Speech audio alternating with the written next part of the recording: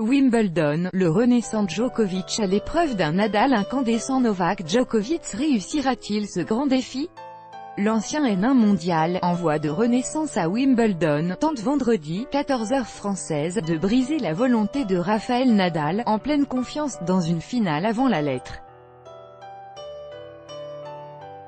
Après l'élimination surprise du roi de Wimbledon, Roger Federer, mercredi, les projecteurs sont braqués sur cette demi-finale, 52e épisode de la rivalité entre le Serbe et l'Espagnol. Djokovic mène 26-25, Nadal, sacré en 2008 et 2010, ne s'était plus frayé un chemin aussi loin à Londres depuis la finale perdue en 2011 contre Djokovic.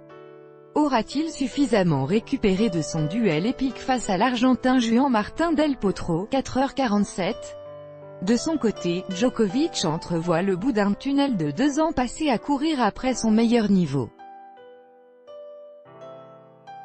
Après des contre-performances, une perte de motivation et une opération en début d'année pour refaire à neuf son coup de droit, le « Joker » a retrouvé de sa superbe.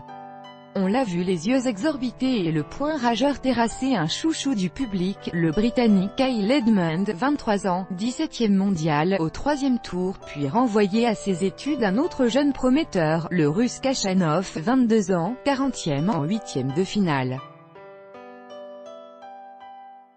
Mercredi, en quart, l'ancien N1, aujourd'hui 21e, a surclassé l'une de ses proies favorites, le japonais Kei Nishikori. Le champion, qui avait crevé l'écran en 2011 puis empilé les 4 trophées majeurs à la suite entre 2015 et 2016, est-il revenu à son meilleur niveau? Nadal, qui a vu certains de ses matchs, en est convaincu. Il joue vraiment très bien, a assuré le Mallorquin après le magnifique spectacle que lui et Del Potro ont offert à des spectateurs du centre court ne sachant plus où donner de la tête. Et pour cause, la plupart suivaient en même temps sur leur smartphone la demi-finale du mondial de football Angleterre-Croatie, 1-2. Morceau de bravoure, l'Espagnol Rafael Nadal face à l'Argentin Juan Martín del Potro en quart de finale de Wimbledon, le 11 juillet 2018. Copyright AFP, Glenn valeureux del Potro, qui a poussé Nadal à sortir des coups venus d'ailleurs, ne s'est pas risqué à un pronostic. Je ne peux pas dire qui va gagner. Cela dépendra de l'état de Rafa, je pense que ça ira pour lui. Mais Nol rejoue bien de nouveau.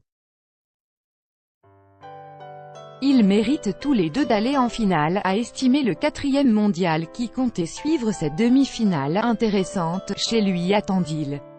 En Grand Chelem, les duels Djokovic-Nadal n'ont pas toujours fait des étincelles mais ils ont donné lieu à quelques grands morceaux de bravoure. La finale de l'Open d'Australie en 2012 remportée par le Serbe en 5h53 mais aussi la demi-finale épique de Roland-Garros en 2013 gagnée 9-7 au 5e set par Nadal. Le Mallorquin de 32 ans, lauréat pour la 11e fois de Roland-Garros en juin, a accumulé assez de confiance pour réaliser un 3e doublé Paris-Londres.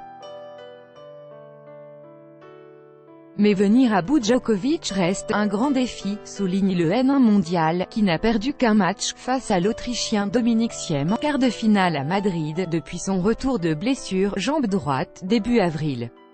Avec 5 succès consécutifs, Djokovic réalise lui sa meilleure série en Grand Chelem depuis septembre 2016 et la finale de l'US Open perdue face à Stan Wawrinka.